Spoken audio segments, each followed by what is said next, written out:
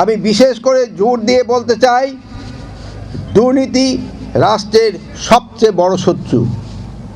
দুর্নীতি রাষ্ট্রের সবচেয়ে বড় শত্রু।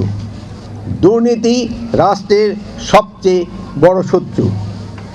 দুর্নীতি শুধু অর্থনৈতিক ক্ষতি করে না, এটি রাষ্ট্রীয় প্রতিষ্ঠানকে ভেতর থেকে ক্ষয় করে এবং জনগণের বিশ্বাস ভেঙে দেয়। কোনো কারা সদস্য যদি ব্যক্তি স্বার্থ, লোভ বা রাজনৈতিক সুবিধার অংশ হয়ে কাজ করে, তবে সে শুধু আইন ভাঙে না, সে রাষ্ট্রের ভিত্তিকেও দুর্বল করে।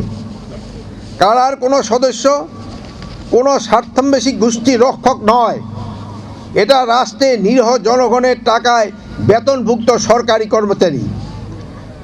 জনগণের কল্যাণেই একমাত্র তার ব্রত।